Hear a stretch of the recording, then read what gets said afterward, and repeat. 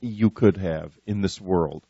Graham Hancock is with us, the legendary Graham Hancock, author of Fingerprints of the Gods that changed most of our consciousnesses forever. Most all of us are familiar with this extraordinary book about the human past and the possibility that civilization has undergone radical changes and is a cyclic phenomenon rather than simply a linear phenomenon, that we go back many, many thousands of years. And now he has done something that is quite frankly amazing. He has got a new book out called Supernatural. And let me begin by saying that I really can't introduce Graham Hancock. He is an adventurer par excellence, advanced abilities in undersea work. He has done a perfectly marvelous book called Underworld, and has about the submerged archaeological remains around the world. He's just done so much. And Graham, I really have no words to say except I'm so glad you're here. Thank you, Whitley. I much appreciate that introduction. Yeah, I mean, I think the background story of my work has always been that I try to get as deeply as possible into the subjects I'm investigating, and that's why for Underworld I learnt to scuba dive, and with my wife Santa, who's a photographer, we went diving more than 2,000 times all around the world looking for structures that were submerged by rising sea levels at the end of the last ice age, a missing chapter in human history. And the same approach that I must get directly involved with my subject is the motif behind my new book, Supernatural. Which, by the way, folks, you can get from the unknowncountry.com store, and I'm sure it's in bookstores everywhere as well. Let's set the stage.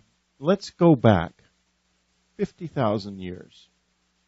Mankind has no art, no religion. There's no symbolism, no innovative thinking.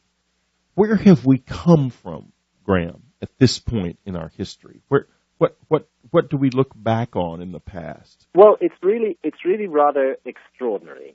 You can trace the story of the human career in the archaeological record for 6 million years, back to the last common ancestor with the chimpanzee. To be sure, there are missing bits and pieces of the story, but the story is increasingly well understood. And what you see over those 6 million years is a very slow, gradual evolution of the physical form of human beings. We begin to look more and more like humans and less like apes. And that process is completely finished by 200,000 years ago, when human beings existed on the planet who were anatomically identical to you or I, anatomically and genetically identical, and whose brain size was the same as ours and as complex as ours. However, this gradual evolution to anatomical modernity is not accompanied by an evolution in human behavior. Frankly speaking, that 6 million years back to the last common ancestor with the chimpanzee is 6 million years of incredible, turgid boredom. Our ancestors were dull-witted and uninteresting, with no culture, as you said, and no religion, no art, no symbolism. They probably didn't even use language.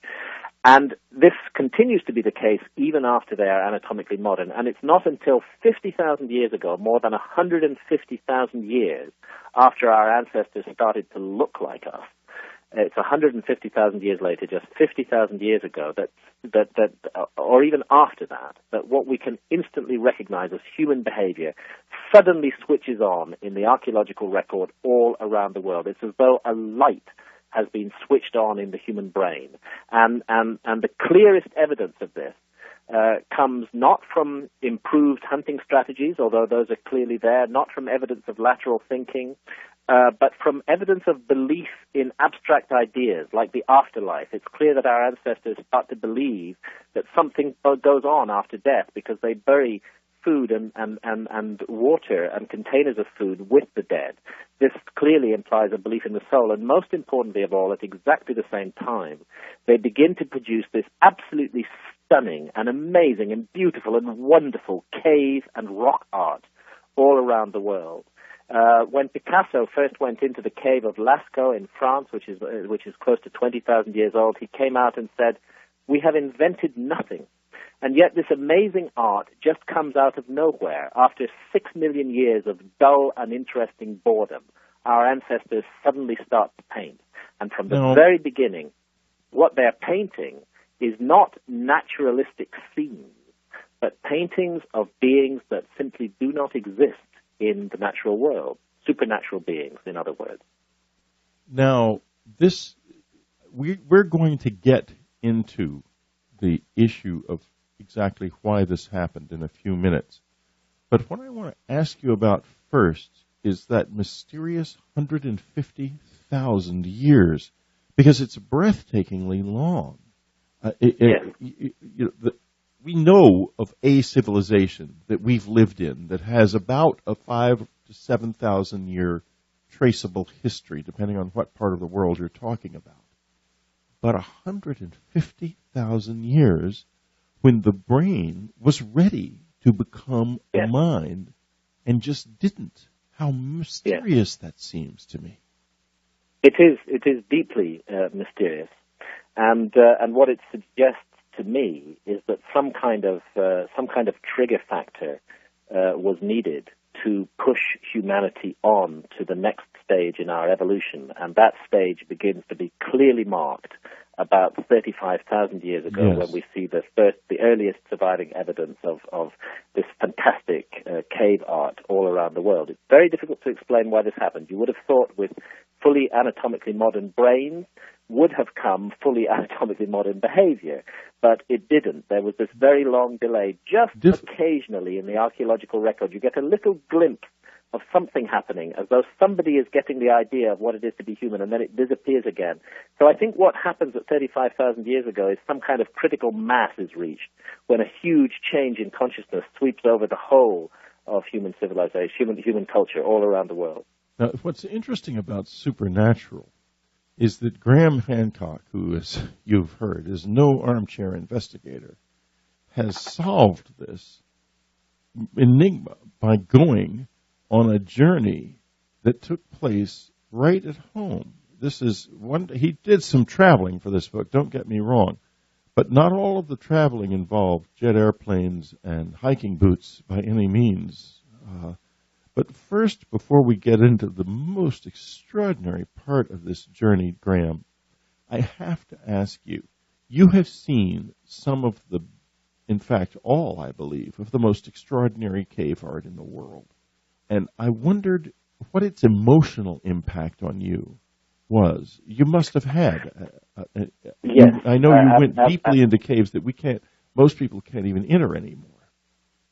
That's right. The archaeological establishment has reserved most of these caves for themselves, and it's extremely difficult to get permission to go into them. But my goodness, when you do go into one of these great caves, totally alone, in darkness, just with very low wattage electric lighting that's been installed in some of them, you find yourself in literally another world.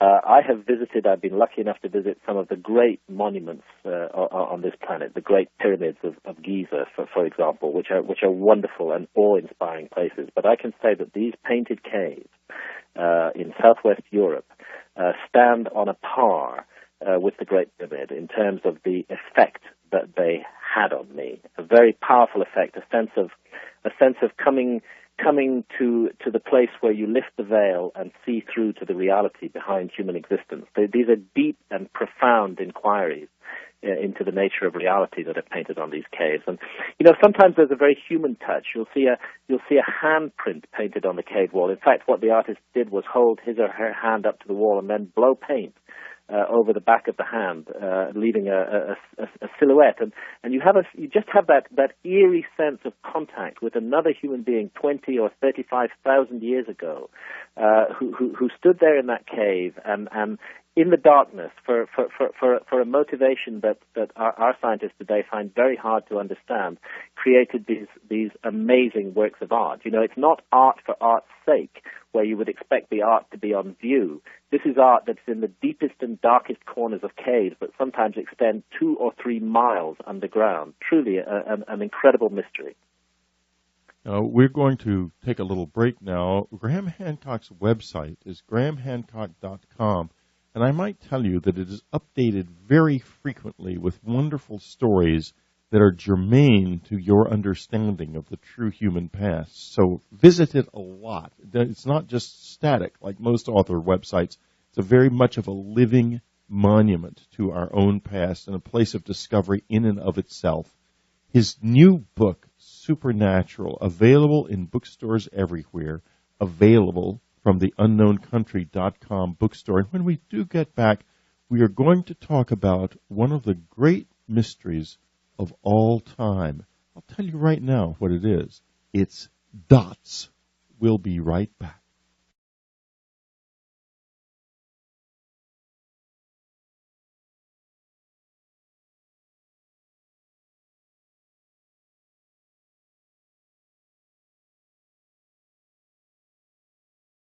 This is Whitley Strieber. We're talking to Graham Hancock. His new book, Supernatural. Don't miss it. You have read Graham Hancock's past books, many of them. I know you probably all have. And this one is stunning. It is a journey unlike anything you have ever seen anyone else take, author or not. And we're getting into why that is. His website, grahamhancock.com. Beautiful, updated frequently. Go to it frequently. When we left the air, we were going to, I promised that we would talk about a great mystery. And Graham, I'm going to leave it to you to tell us why dots are so important. Yes.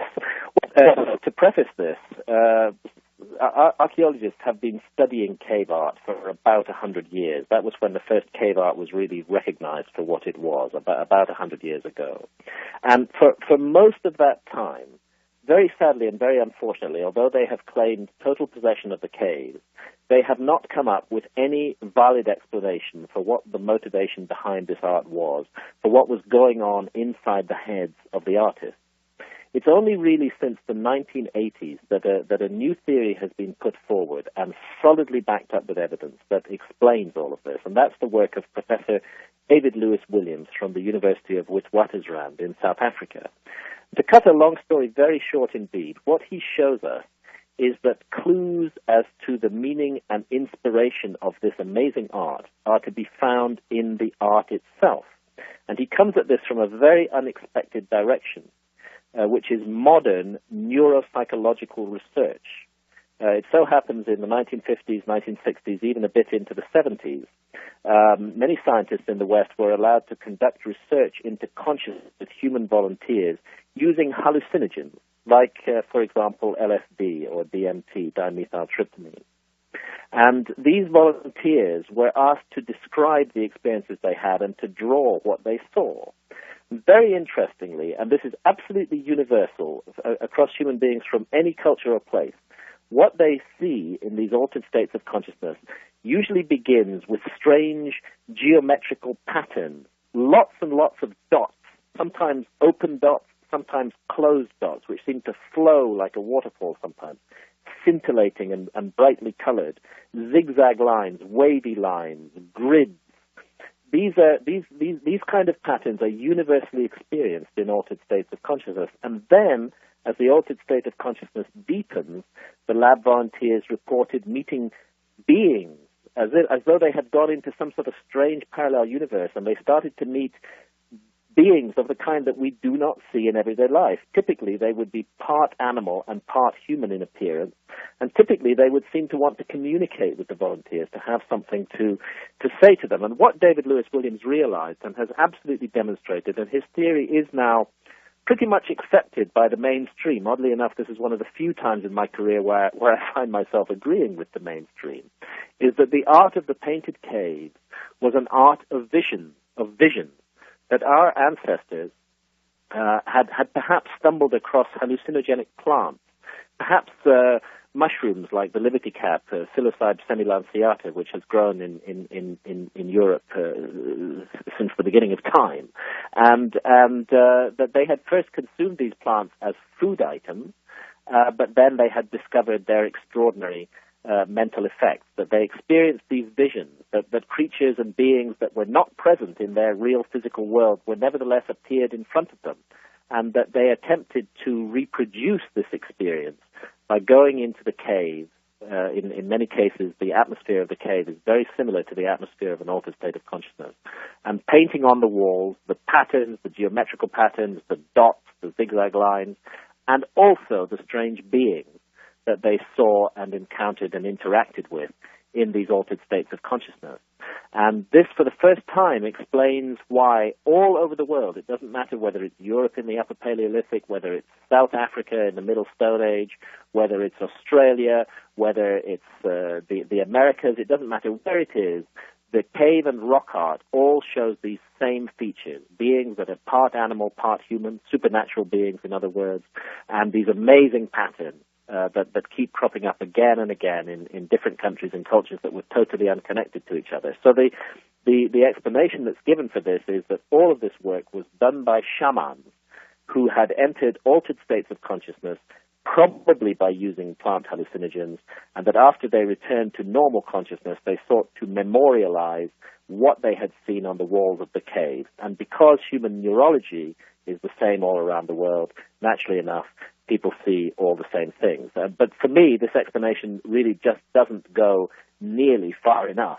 It does provide an explanation for the cave art, but unfortunately, most of the researchers who've worked in this field have never taken hallucinogens themselves and have never, ever experienced an altered state of consciousness, so they can't understand how powerful and how convincing these experiences are, and they will just never consider the possibility that I do explore at length in Supernatural, yes, which is that actually these experiences are real. They are real experiences, but in a sense not understood yet by Western science, and that to access these experiences,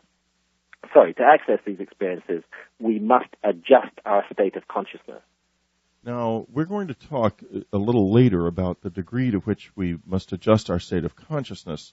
However, you refer in your book extensively to the research of Dr. Rick Strassman, who's been on this program right after he published DMT, the Spirit Molecule, because I believe, and I think I'm quite correct in this, that human civilization did not begin until we began to come into contact with a parallel universe, and that these drugs are the means, or one of the means, by which we come into contact with it. So why don't you expand on your own studies in this direction a little bit more, if you will? Well, that's absolutely right. Rick Strassman's work is really of fundamental importance in this field, and I do report it at some length in Supernatural. His work is so important. He was the first scientist in America for more than 20 years to be allowed to conduct direct research with hallucinogens and human volunteers, and to get them to report their experiences. And he used DMT, dimethyltryptamine, and what really stunned him was that all his volunteers seemed to be going to the same places and coming back reporting encounters and experiences with the same quote-unquote supernatural beings. And he began to realize that this astonishing universality could not be explained by the notion that there was some kind of brain module for experiencing part animal, part human creatures. The best possible explanation for it were that these encounters were actually real, and Rick speculated that this may have something to do with the notion of parallel universes that is already fully accepted by quantum physicists. But maybe the answer, maybe the way to get into a parallel universe is not through building sort of multi-billion-dollar gigantic scientific instruments like the Large Hadron Collider in Switzerland,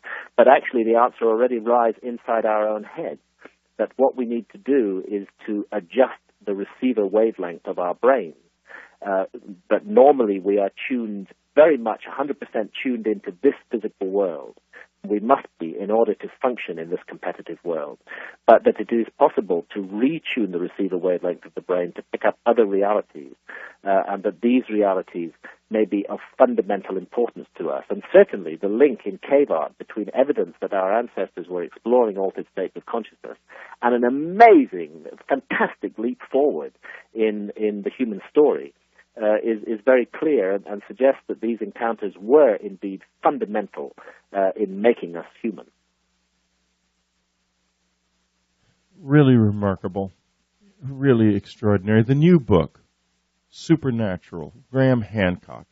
Get it in any bookstore. Get it from the unknowncountry.com bookstore and give us a little boost. His website, grahamhancock.com, not to be missed. This is important stuff because it is about the confluence between our world and other worlds that is the basis of human civilization, because it is where we picked up the idea that there was something more to us than that which we lived by or have lived by for most of our created existence. For 150, more like 165,000 years, we lived in a kind of dream world. And I say a dream world because it was in many ways a more real world than this one is, in the sense that we had absolutely no idea that there was anything like time, that there was anything that we couldn't see in front of our faces, or that anything really changed, and probably had only a very limited idea even of what death was.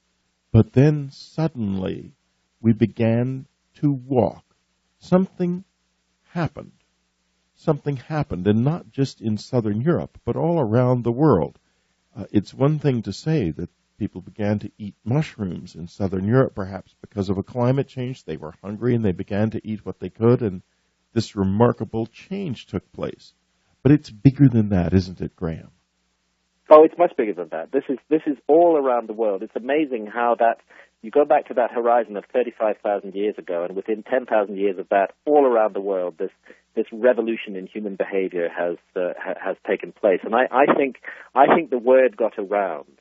Once it was understood that these amazing experiences could be unleashed by consuming certain plants, our ancestors started to look actively for those plants. And of course, plants that are capable of unleashing these experiences are indeed found all around the world, and are still used by hunter-gatherer cultures, by shamanic cultures, such as the Indians of the Amazon rainforest, who make use of an amazing combination of two plants to produce what's called the ayahuasca brew, the vine of soul, that puts them in direct contact with the other world and the supernatural beings who inhabit it. So but it's dependent. Now, you have actually done this, and this is another remarkable thing about Supernatural. It's not only a journey to various places in the world, it's an inner journey as well, because he duplicated, folks, the actual journey that must have been taken by the people doing the cave art thousands upon thousands of years ago. Graham, tell me, what exactly was it like? What did you do? Oh, well, we've come up on a break, Graham. Excuse me. We'll be right back, and when we get back, we'll obviously be talking about one of the most fascinating journeys you have ever heard.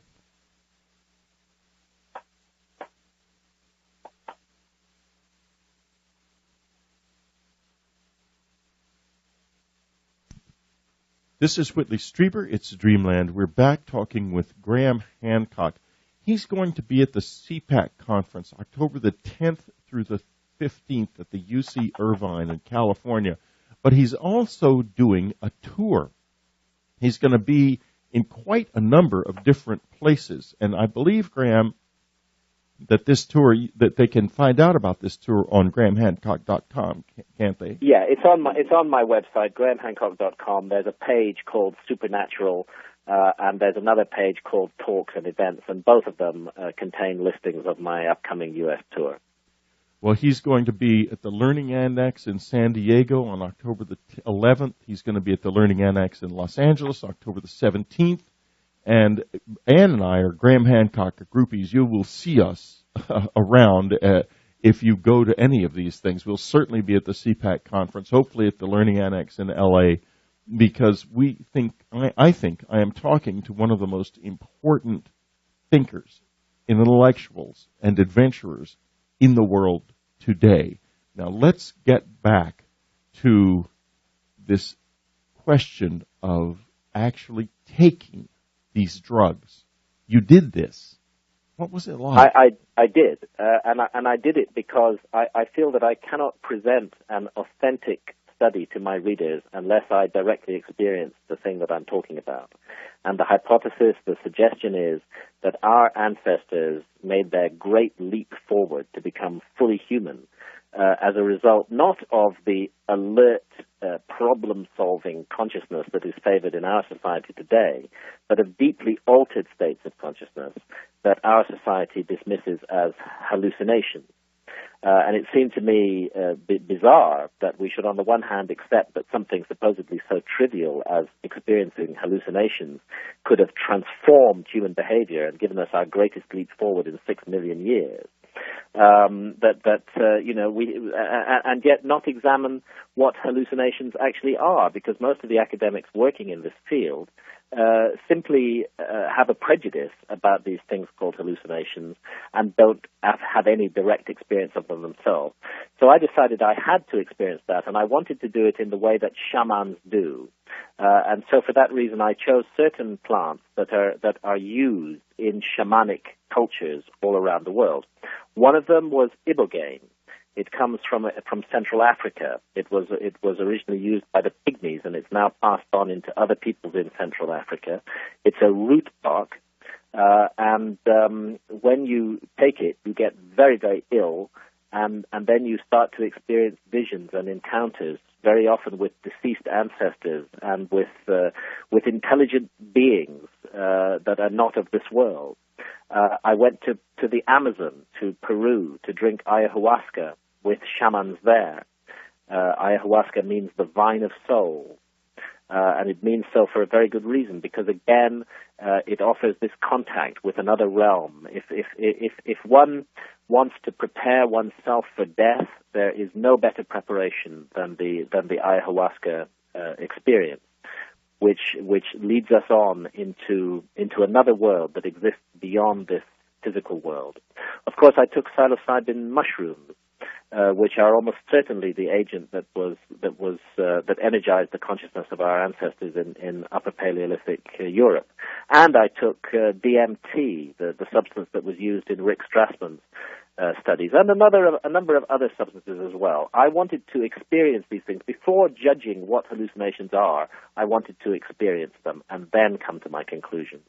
And the conclusion that I've come to cut a long story short, is that we're dealing with a really profound mystery here, and that hallucinations are another kind of perception. They are not fantasies that are just cooked up in the brain.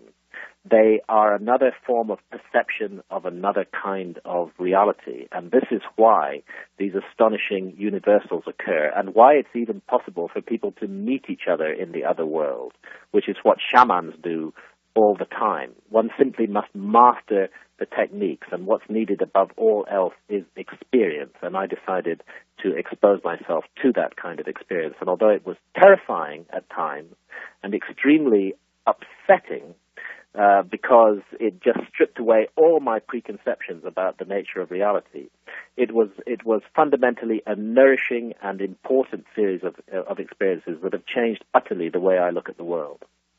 Now, let's talk a little bit about those experiences, and let's go back to Iboga. We have had Daniel Pinchbeck on this radio program, and he's going to be on again this fall. And in fact, I think he will already have been on by the time you're going to this. I'm not quite sure what my schedule is, but we're recording a couple of shows in advance, so we might be that Daniel Pinchbeck. Of course, he went to to Africa and took iboga himself, wrote a remarkable book about his experiences. Tell us a little bit about your experiences with iboga and ayahuasca. Yeah. Well, in the case of iboga, I took it in the UK and, in fact, in my own home. Iboga sometimes kills people. It has. You took it under the care of a doctor, I might add. I did. I had a medical doctor present throughout the 48 hours that I was under the influence of iboga. Yeah, because this is not to be trifled with, folks. Don't run out and grab some iboga just for fun.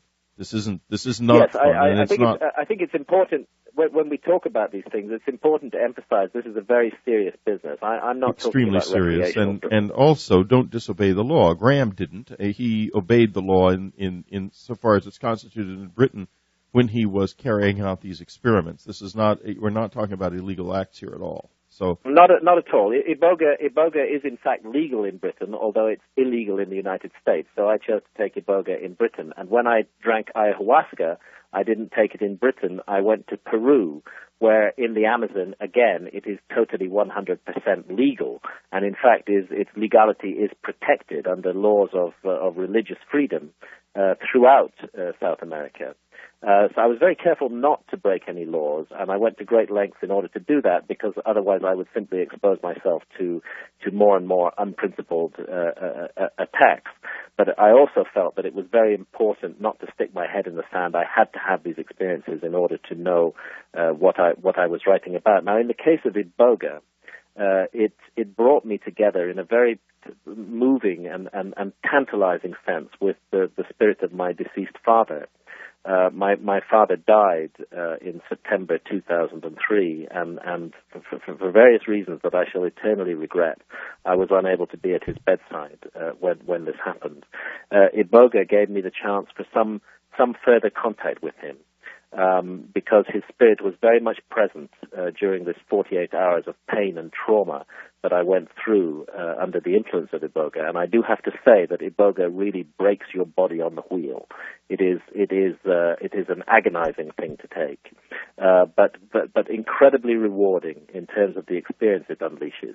It also made me think a lot about my own life and mistakes that I'd made, and it brought to the fore issues of conscience that I had buried for many years, and made me think about wrong turnings and wrong directions that I'd taken in my life, and helped me to review my life and set off on a more positive track afterwards. It was really an absolutely amazing experience, but because of the very powerful physical consequences, I mean, this literally flattened me for 48 hours, and during most of that time I was vomiting and had a terrible thudding headache. I couldn't even walk.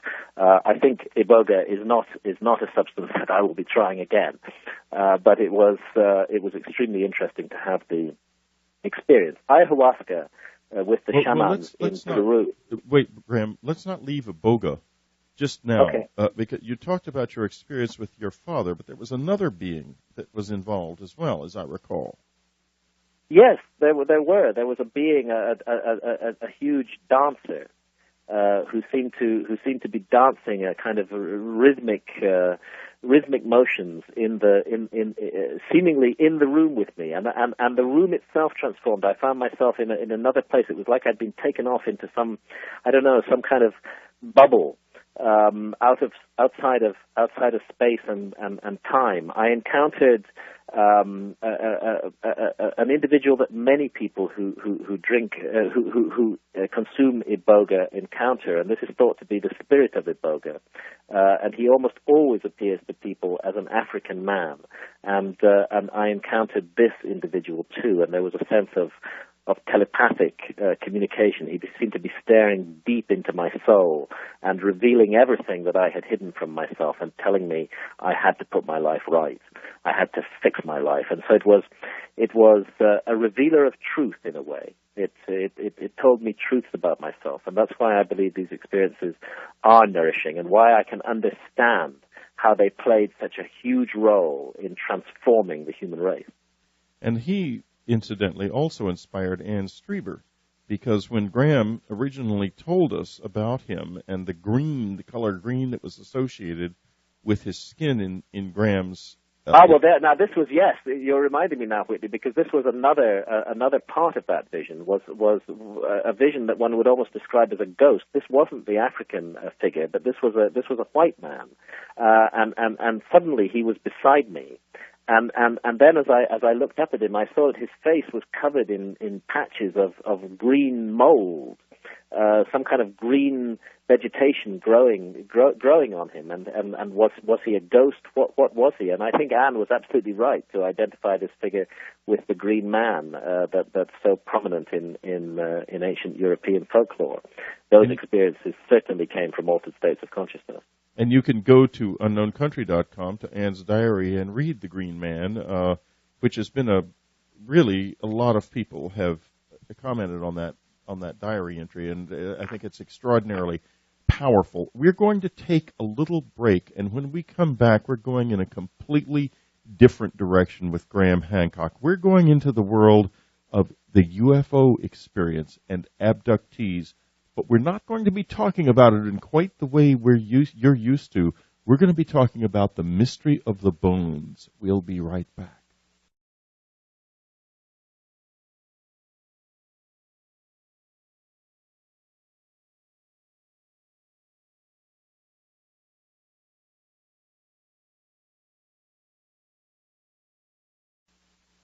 This is Whitley Strieber. We're back with Graham Hancock, his phenomenal new book, Supernatural, Meetings with the Ancient Teachers of Mankind.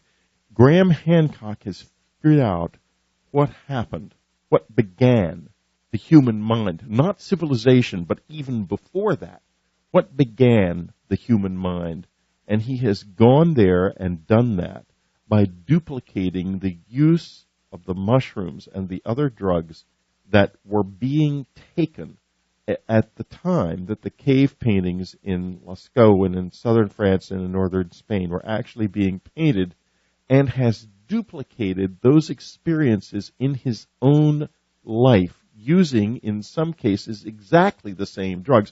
We have talked about iboga and ayahuasca, but we have limited time, and I want you to know to go to the book, to go to Supernatural, and find out the journey he took to discover and use the drugs that must have been used by the cave painters themselves, and why he believes that they were not only used by the cave painters, but all over the world, even up until modern times in Africa. Before we go on, Graham, why don't you briefly tell us of the extraordinary and tragic story of the tribe in Africa that was still living in this way up until modern times? Yeah, thanks for bringing that up. These are the San, the southern San Bushmen of South Africa. The earliest surviving works of art that they have handed down to us date back 27,000 years. And these Bushmen, who were masters of the toughest terrain in the world, continued to paint these amazing works of art in rock shelters right through until the beginning of the 20th century. Now, it's very important to emphasize that they attained their altered states of consciousness not through drugs, but through a rhythmic dance, which they called the trance dance. They would literally dance all night until they fell into a deeply altered state of consciousness. And then they went to the same other world that other shamans get to using plant hallucinogens. But the white powers that be in southern Africa, who controlled southern Africa for so long, utterly despised the San and treated them literally like vermin. And astonishingly and amazingly, up until 1927, it was possible for whites in South Africa to purchase a license to hunt the San, to shoot them down, just the way they shot animals. And this is why they became extinct, because they were wiped out by the brutality and violence of our civilization, when in fact they had so much to teach us. But they left behind rock art made in an altered state, and what was on it but the same dots that you see in the cave art in southern France. not only the same dots and patterns, but also the same beings that are part animal, part human, that are in this process of transformation between human and animal. We find the same beings painted on the rock shelters in South Africa as we do in the cave walls in southern Africa. And it's all about altered states of consciousness, and how these altered states can be induced by a variety of different means and techniques. One of them is hallucinogens. It's very clear that a small proportion of every population, I would put the figure at around 2%, are able to fall into a trance state spontaneously. And this is very important, I believe, in understanding the UFO abduction phenomenon that takes place today. And my own experience, of course. And your own experience. Yeah, exactly. Now let's talk a little bit about that. Let's go now to a case that you may not know about, but it's very germane, the Corina Sables case. And I will set the scene very simply. Corina Sables and a friend of hers were out looking at stars in British Columbia when they had a completely extraordinary close encounter of the third kind. Two aliens, their eyes glowing green in the flashlights of these terrified women, came out of the forest beside the road where they had stopped to stargaze.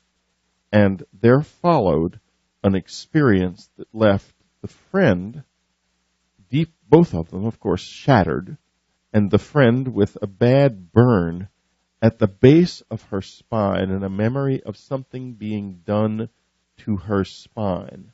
Now, when I read, it got deeply into supernatural, and I read this like it was like food for me. I have to tell you, it was an unbelievably powerful reading experience. I got to one of the later chapters in which there is a segment called The Mystery of the Bones, during which you discuss the relationship between this past material and the close encounter experience. And there is definitely a relationship. It is a shamanic experience. But people are having it with absolutely no drugs. What's going on? Well, what's happening is that 2% of every population have the ability to fall spontaneously into deeply altered states of consciousness. Their brain chemistry is just so adjusted that the receiver wavelength of their brains adjusts spontaneously without any input. They don't have to trance dance all night. They don't have to take ayahuasca.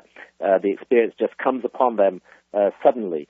Sometimes when it affects groups of people, I think electromagnetic fields may be involved, where large numbers of people have these experiences. But in every case, what is involved, I think, is an altered state of consciousness. And I mean, really, to cut a long story short, there are astonishing similarities between the accounts given by shamans of their encounters with spirits. Frequently, they're abducted by those spirits. Frequently, they have sexual relations with those spirits. Frequently, those spirits do painful operations on them in the spirit world. Between the beings that our ancestors in the European Middle Ages used to call fairies, who again abducted human beings and did very strange things to them in strange settings, and the modern experience of abduction by aliens. I think that it's actually the same experience that is happening in every case. It's documented on the cave walls, and it's continuing today, but it's seen through different cultural spectacles. And because interpretation is built into perception from the outset, we today interpret these experiences as encounters with aliens, whereas in the past they were interpreted as encounters with fairies or with spirits. And it's very interesting that the UFO abductees regularly report that the alien often appears to them in an animal form first, or in a form that is part animal, part human. Or change into an animal form, as has happened in my case. Exactly, or change or transform into an animal form. The same is true if you go in detail into the reports of fairies in the Middle Ages, and the same is absolutely true in the case of the reports given by shamans of the beings they encounter in altered states of consciousness. So my feeling is that these beings, these intelligences, are all around us all the time. But most of us are so rigidly tuned in to what Rick Strassman calls channel normal that we just aren't able to see them. We just can't register them on our senses. But and those few folks, of us, it's not something conscious. It goes deeper than that. This tuning in to channel normal, it's something we can't help any more than we can. It's just the way we are, and it's very frustrating. It's a state I'm in most of my life, and we all are. yes. But I want to go in a slight. Let's say that some of Please us, go ahead. Some of us are. Let's say that some of us are able to tune into those experiences spontaneously, and you are certainly one of those, in my view. Let's say that others need help. I'm one of those who need help. I had those experiences. I had an experience that I could only describe as a UFO abduction experience under the influence of ayahuasca. And many of the shamans in Peru report encounters with UFOs. And going right back to the cave walls, as I show in Supernatural, there are paintings of beings that look just like the beings that we call greys today, right there on cave walls 35,000 years ago. So whatever's going on here, it's the same thing that's been going on for tens of thousands of years, and it has been absolutely instrumental and fundamental in making us human, in bringing us forward out of those boring 6 million years of ape-man ancestry and into the modern extraordinary behavior that humans now have. I think that the reason for this is that this other world exists. I think it's a parallel universe. I think it's right here. Yes. And I think it's also extra-temporal in that it doesn't have the same relationship to time that ours does, which gives them a very, very different perspective on life. And it's that perspective that the connection with that, or touching that perspective, that created the human mind. How do you react to that? I completely agree with you. I think that's exactly what's going on here. That the greatest influence on humanity has been an influence from beyond this physical world. Has been an influence from beyond the veil, from parallel universes. That again, I repeat, in my view, we interact with them. They're all around us. They're with us at all times. But most of us can't see them because we are just so plugged into the daily grind of physical life. And what's needed, some of us are fortunate, or perhaps some might say unfortunate enough to have these experiences spontaneously. But for others, the techniques that shamans in hunter-gatherer cultures have developed over thousands of years, and those techniques do often involve the use of plants, these techniques allow us to tap into those same experiences. And for the first time, and Rick Strassman did note this in his research at the University of New Mexico, they allow us to do a targeted, almost scientific exploration of this other world. We can keep on at will going back and revisiting it through the use of plants like the ayahuasca vine. And we can compare the experiences of many different volunteers. So for the first time, there's a possibility of an actual systematic scientific investigation of the supernatural. And once we realize that the key is human consciousness, we don't need something like a ghost meter or some kind of fancy instrument. We simply need to work with our own consciousness, this amazing instrument that's inside our own skulls, and to retune the receiver wavelength of the brain, and suddenly these other realities come clear to us, and we can get into direct communication with them.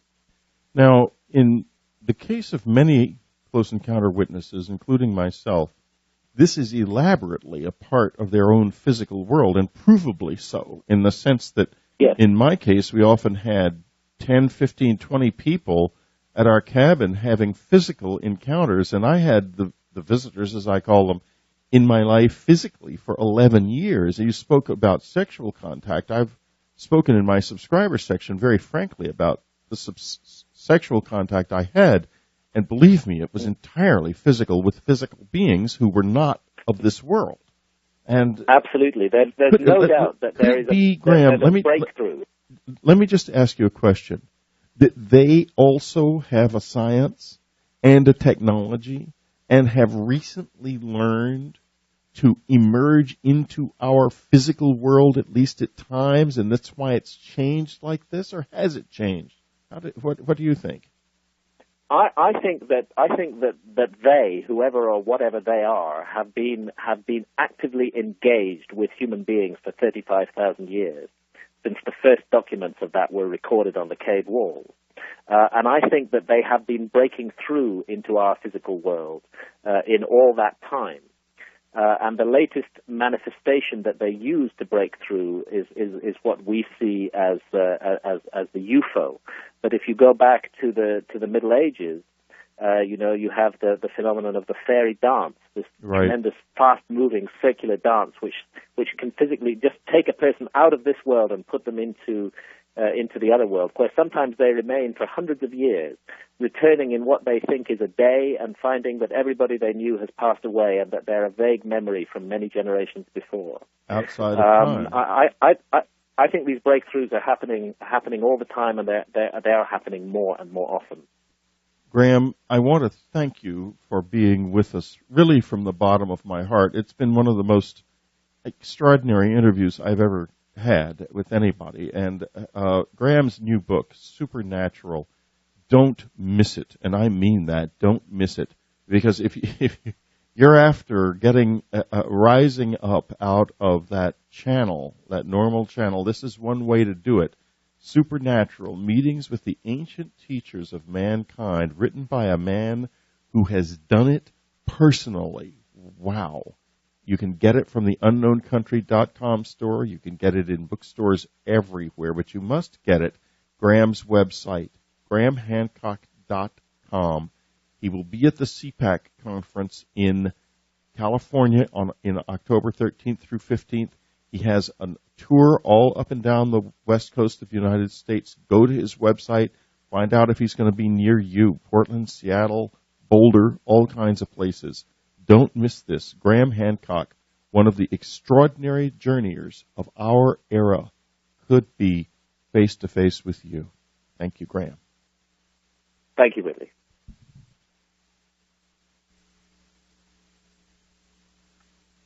You're about to experience something that you just can't get elsewhere. Emmy Award-winning science reporter Linda Moulton Howe, reporting on the absolute leading edge of science, discovery, and the true mysteries of the unknown.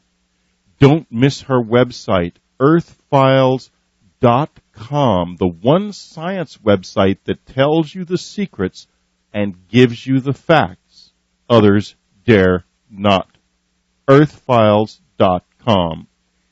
This week, she's reporting on 5 intense radio bursts that were picked up from the center of the galaxy a couple of years ago, and the work has been done to learn more about them since. Here she is from Albuquerque, Linda Moulton Howe. Thanks, Whitley. A year and a half ago, in early March of 2005, I reported at Earth Files in Dreamland about a physicist's report in Nature of a powerful and repeating burst of radio waves toward the center of our Milky Way galaxy. The galactic center is 26,000 light years from Earth, and it is full of stars. And there were 5 radio bursts in 1-meter-long radio wavelengths of 330 megahertz, detected over a 7-hour period on the night of September 30th to October 1st, 2002. Those 5 radio bursts were equally spaced apart by 77 minutes exactly, and there were no detectable X-ray emissions. No one studying our galaxy has ever seen any radio burst like that before. The source is a complete mystery.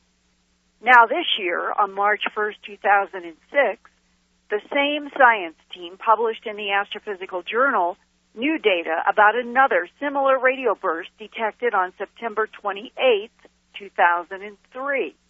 That was a single burst, caught by good luck in a short 10-minute observation. No one knows if there were other bursts before and after the one detected from Earth. The 2003 single radio burst was approximately 3 times weaker than the 5 radio bursts in 2002. Still, no one knows what the source of such similar radio bursts toward the center of our galaxy could be. And a possible third radio burst is being analyzed right now from 2004 data. The lead scientist monitoring the center of our Milky Way galaxy is Scott Hyman, Ph.D. and professor of physics in the Department of Physics and Engineering at Sweetbriar College in Sweetbriar, Virginia.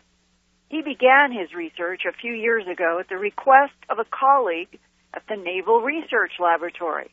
Why the Navy would want to investigate radio signals in the galactic core is not known, but the strong repeating radio bursts on regular intervals without X-ray emissions, as sometimes is found in some natural cosmic emitters, this provokes at least a question.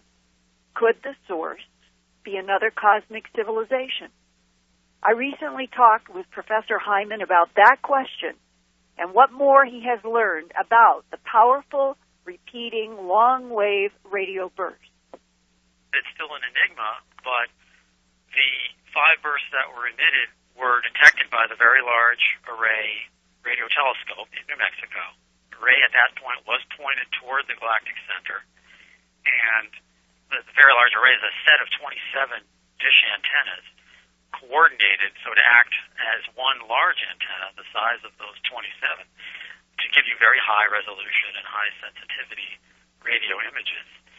So the object could have been anywhere in principle between us and the galactic center. We do not know the distance determination yet.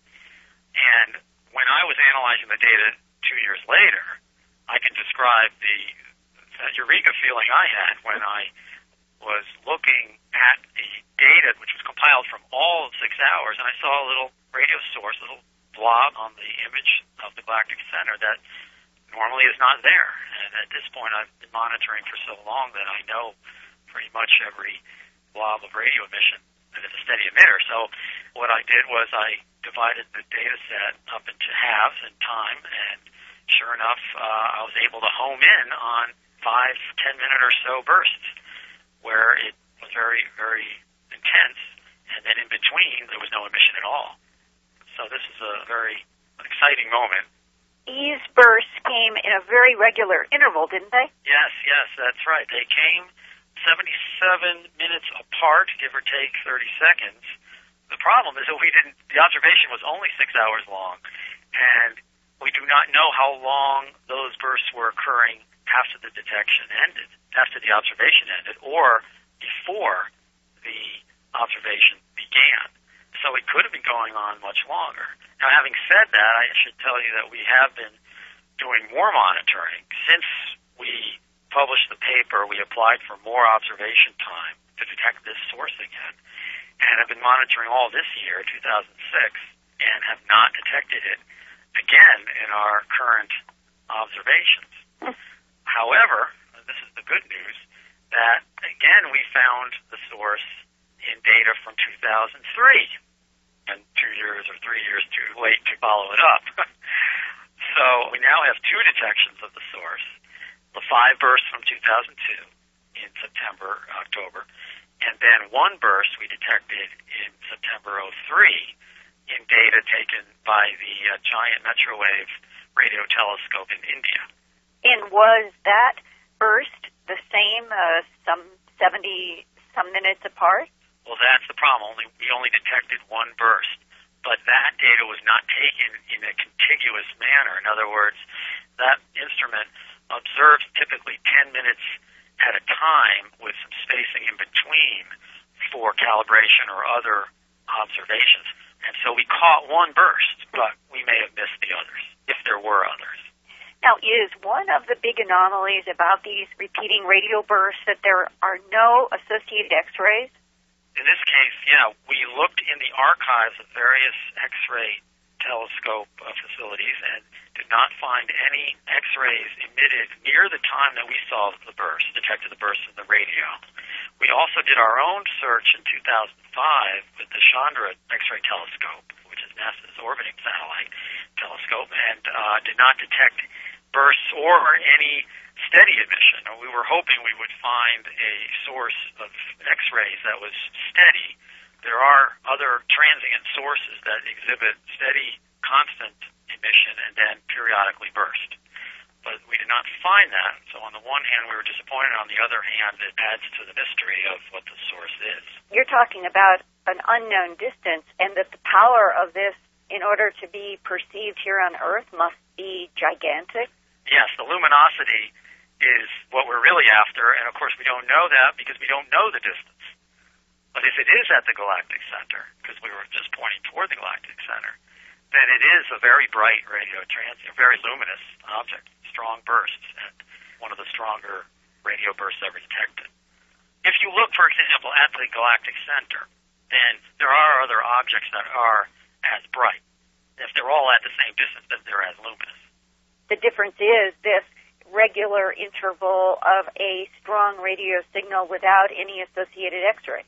That is one of the mysteries, yes. And the other interesting feature about it that would tend to rule out a nearby object is that we have not detected any circular polarization. In other words, radio emission can be polarized, which is a characteristic of the waves of radio emission. And nearby brown dwarf stars or flare stars tend to be polarized. And we did not detect polarization in the burst that we detected. We also detected it at a low frequency for radio waves. Our monitoring program is at 330 megahertz, precisely because we get a large field of view at that low frequency, so we can monitor over a fairly large region of the sky. The low frequencies, we have not detected bursts from these nearby flare stars or brown dwarfs typically, so it doesn't really fit well a brown dwarf or flare star signature. Do you and your colleagues have any speculation now in 2006 fall about what it might be?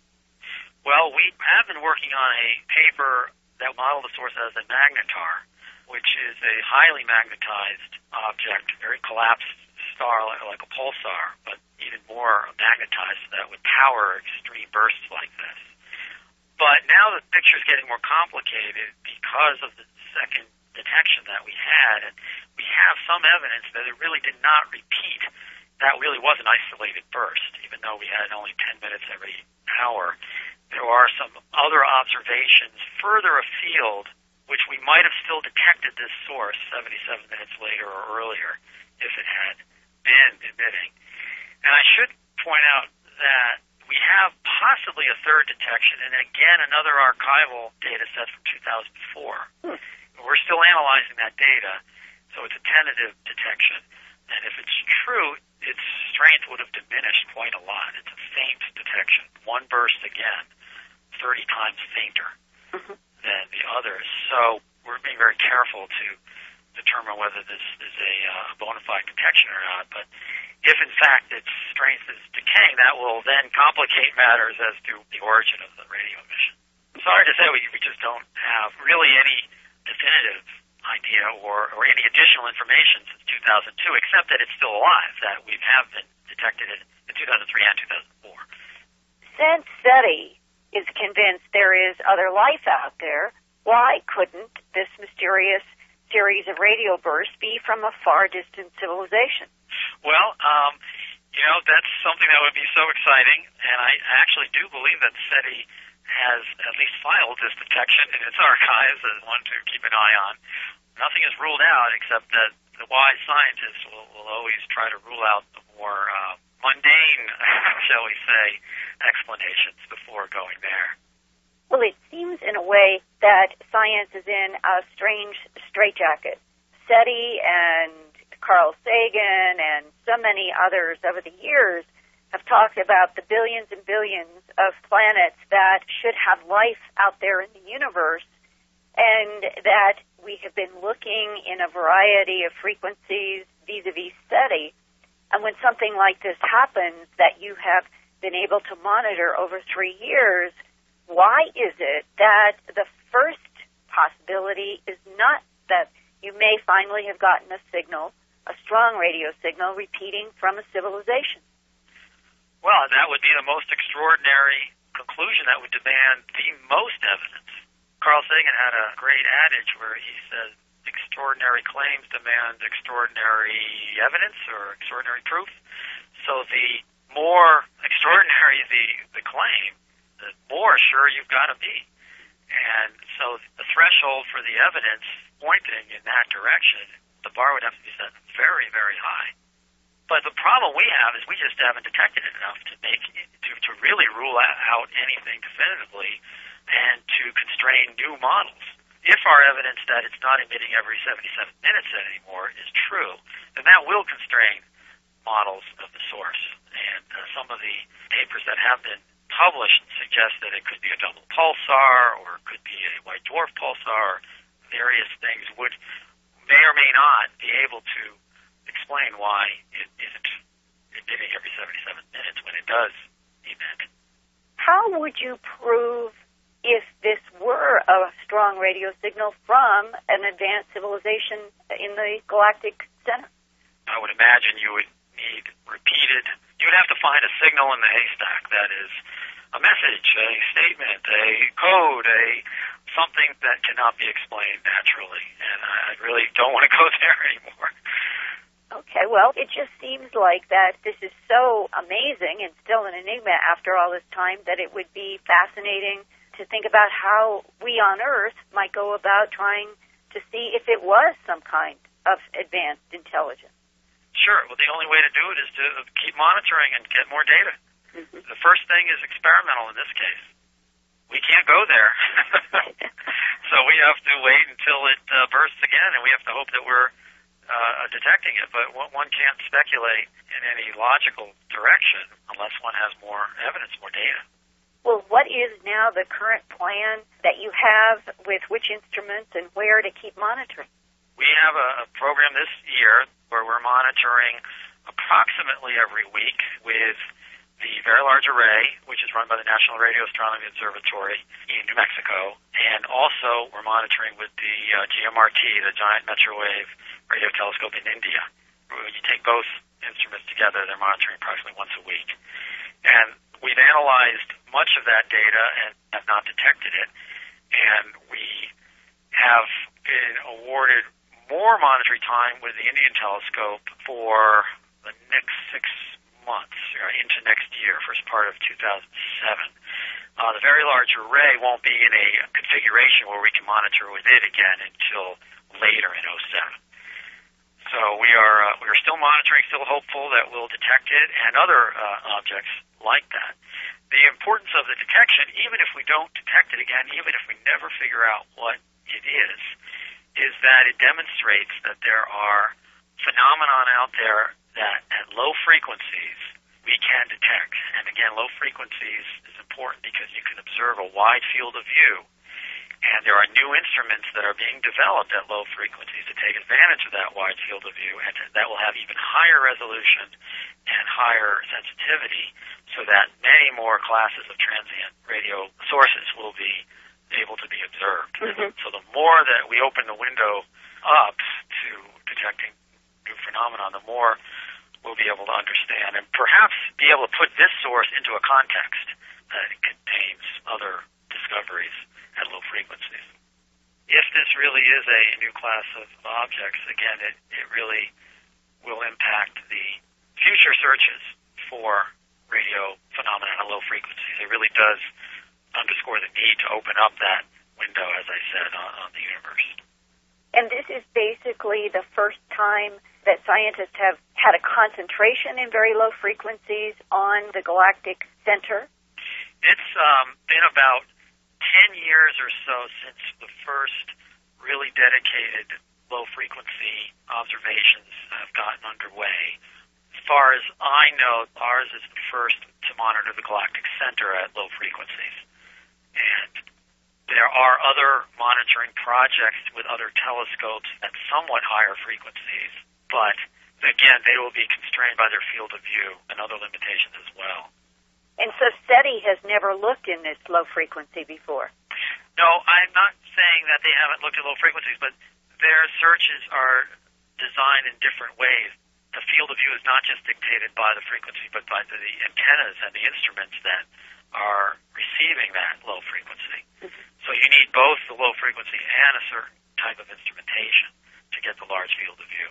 And I'm really not familiar with their special techniques that they're using to search for extraterrestrial signals, right, which I would imagine be much more frequency dependent. They're looking at particular frequencies, whereas we're looking at a bandwidth of frequencies at low frequencies. Is part of your students' excitement because you all may be on the verge of discovering perhaps another intelligence? No, I have to say not. That's not what's exciting about it for us. We're excited about the possibility of having detected a new natural source of radio emission, because that will open up perhaps new science, new understanding of how our universe works, or how compact stars emit such large bursts, and the energetics involved deep within that star that causes such events to happen. Now, I'm not going to tell you, I haven't fantasized that it isn't extraterrestrial life at times, but that's not why I had a eureka moment. Okay. Well, if Sagan and Drake at Cornell were right about billions of planets in this universe that would have life, which does have logic, do you think that we have not discovered signals coming from other solar systems someplace, the way we emit in the electromagnetic spectrum so much from this planet? It's a big universe. Our instruments are too primitive. The signals, by the time they get to us, are too weak. Not enough intelligent life. Who knows? That's probably the big mystery, isn't it? Yeah. If you believe that there is intelligence. Of course, if you don't believe that there is intelligent life, then it's no mystery at all. Wouldn't that seem illogical, that there wouldn't be other intelligent life in this huge universe?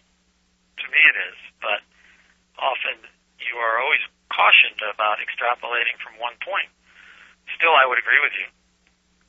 Well, I think your work is exciting on all fronts, natural or possibly another civilization. Thank you.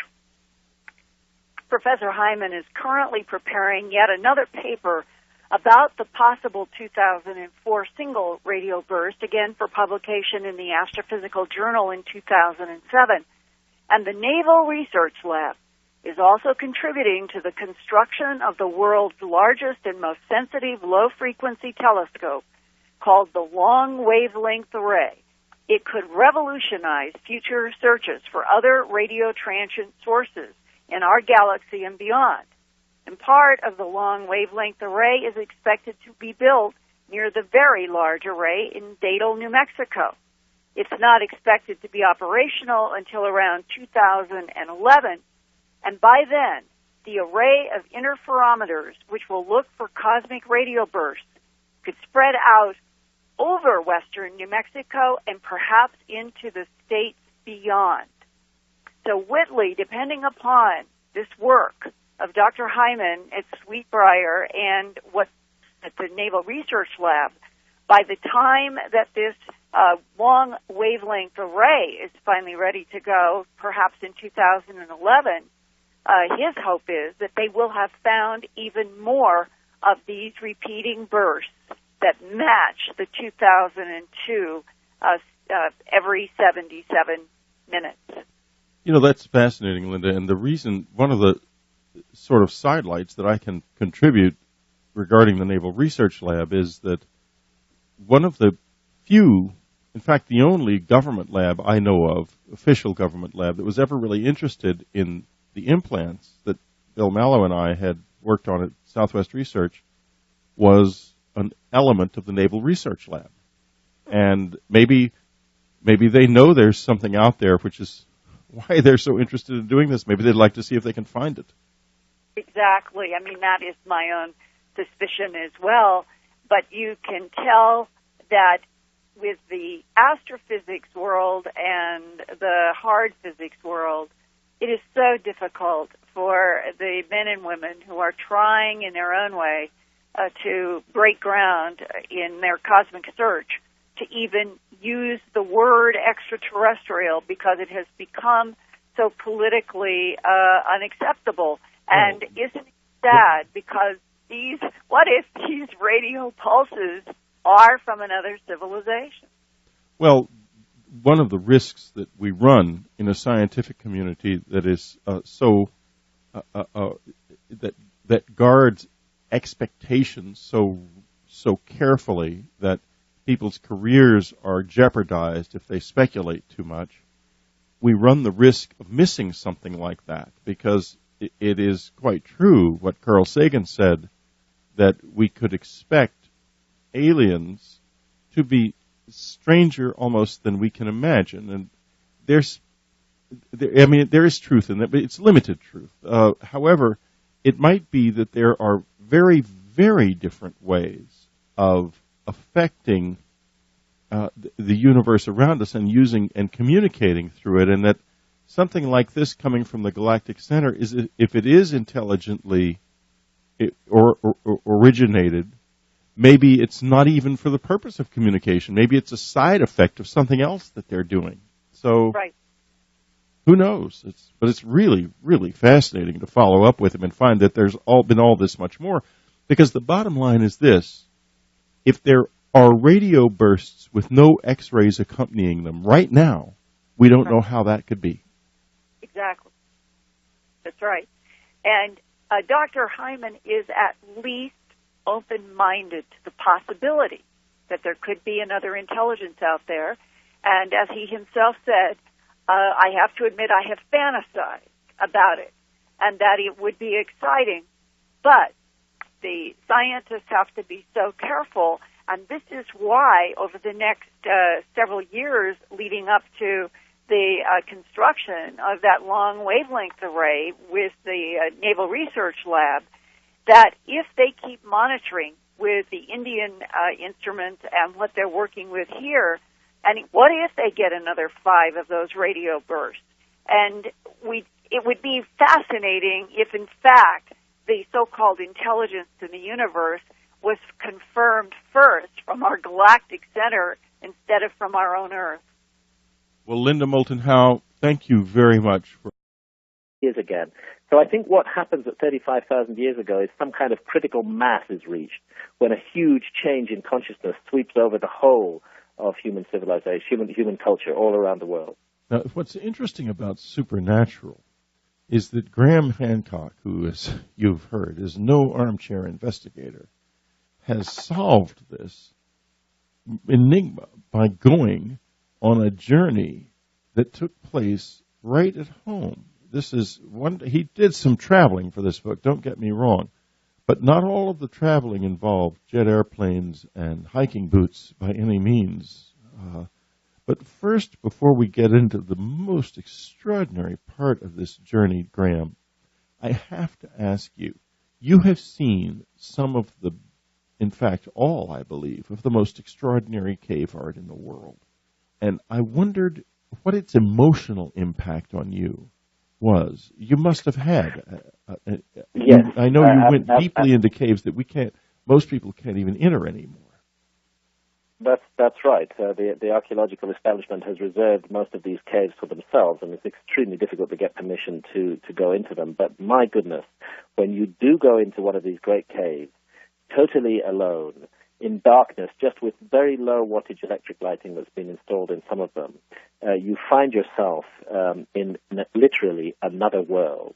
I've been lucky enough to visit some of the great monuments on this planet, the great pyramids of Giza, for example, which are wonderful and awe-inspiring places. But I can say that these painted caves in southwest Europe stand on a par with the Great Pyramid in terms of the effect that they had on me. A very powerful effect, a sense of coming to the place where you lift the veil and see through to the reality behind human existence. These are deep and profound inquiries into the nature of reality that are painted on these caves. And sometimes there's a very human touch. You'll see a handprint painted on the cave wall. In fact, what the artist did was hold his or her hand up to the wall and then blow paint over the back of the hand, leaving a silhouette, and you just have that eerie sense of contact with another human being.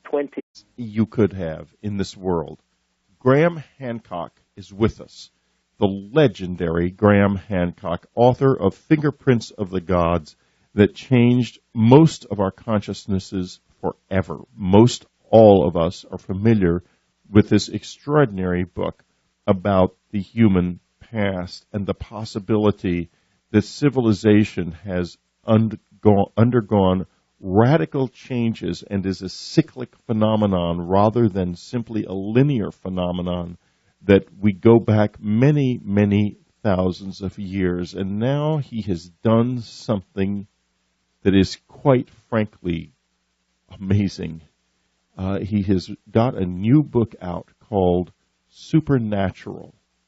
And let me begin by saying that I really can't introduce Graham Hancock. He is an adventurer par excellence, advanced abilities in undersea work. He has done a perfectly marvelous book called Underworld, and has about the submerged archaeological remains around the world. He's just done so much. And Graham, I really have no words to say except I'm so glad you're here. Thank you, Whitley. I much appreciate that introduction. Yeah, I mean, I think the background story of my work has always been that I try to get as deeply as possible into the subjects I'm investigating, and that's why for Underworld I learnt to scuba dive, and with my wife Santa, who's a photographer, we went diving more than 2,000 times all around the world looking for structures that were submerged by rising sea levels at the end of the last ice age, a missing chapter in human history. And the same approach that I must get directly involved with my subject is the motif behind my new book, Supernatural. Which, by the way, folks, you can get from the unknowncountry.com store, and I'm sure it's in bookstores everywhere as well. Let's set the stage. Let's go back 50,000 years. Or 35,000 years ago, who stood there in that cave and in the darkness for a motivation that our scientists today find very hard to understand, created these amazing works of art. You know, it's not art for art's sake, where you would expect the art to be on view. This is art that's in the deepest and darkest corners of caves that sometimes extend 2 or 3 miles underground. Truly an incredible mystery. We're going to take a little break now. Graham Hancock's website is grahamhancock.com. And I might tell you that it is updated very frequently with wonderful stories that are germane to your understanding of the true human past. So visit it a lot. It's not just static like most author websites.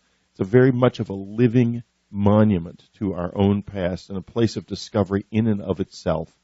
His new book, Supernatural, available in bookstores everywhere, available from the unknowncountry.com bookstore. And when we do get back, we are going to talk about one of the great mysteries of all time. I'll tell you right now what it is. It's dots.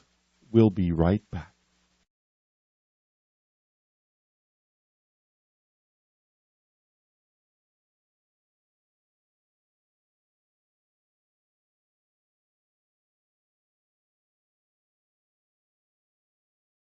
This is Whitley Strieber. We're talking to Graham Hancock. His new book, Supernatural. Don't miss it. You have read Graham Hancock's past books, many of them. I know you probably all have. And this one is stunning. It is a journey unlike anything you have ever seen anyone else take, author or not. And we're getting into why that is. His website, grahamhancock.com. Beautiful, updated frequently. Go to it frequently. When we left the air, I promised that we would talk about a great mystery. And Graham, I'm going to leave it to you to tell us why dots are so important. Yes.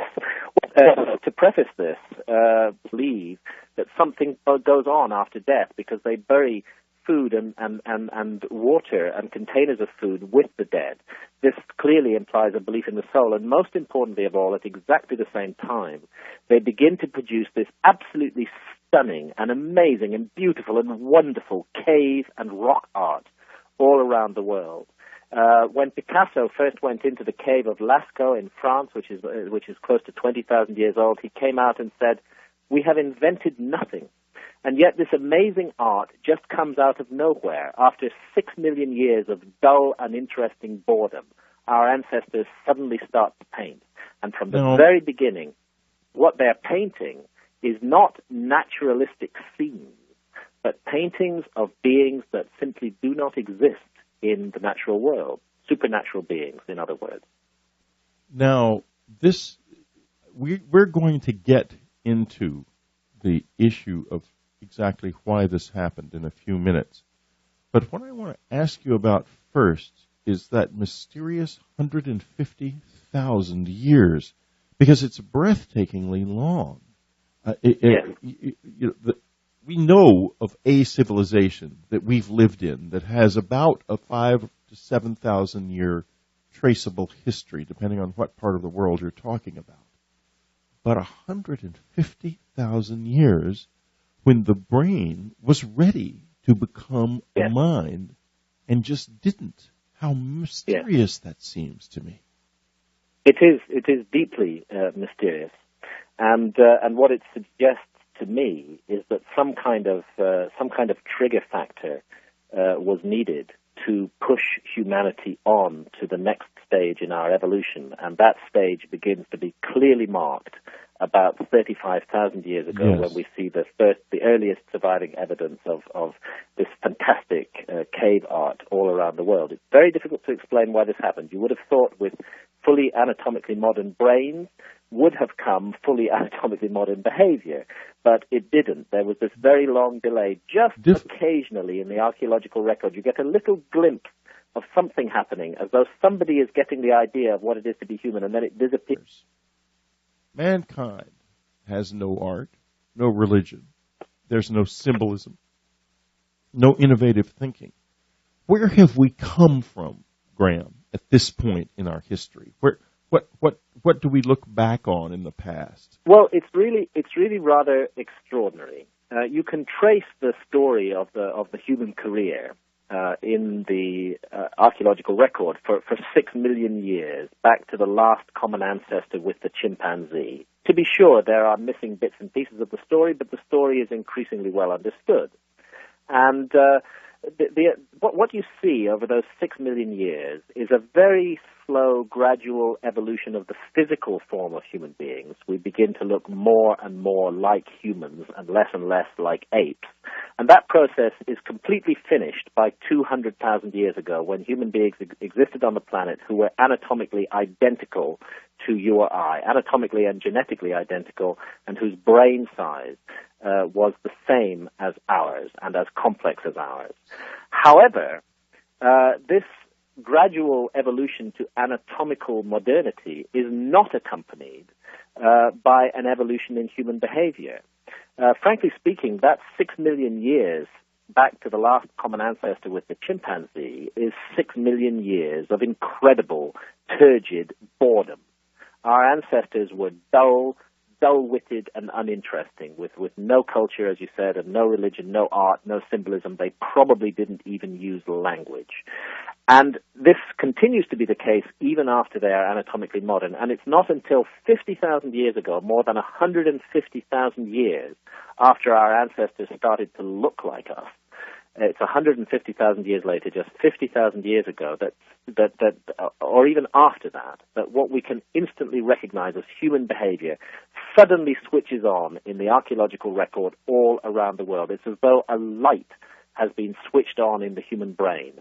And the clearest evidence of this comes not from improved hunting strategies, although those are clearly there, not from evidence of lateral thinking, but from evidence of belief in abstract ideas like the afterlife. It's clear that our ancestors start to believe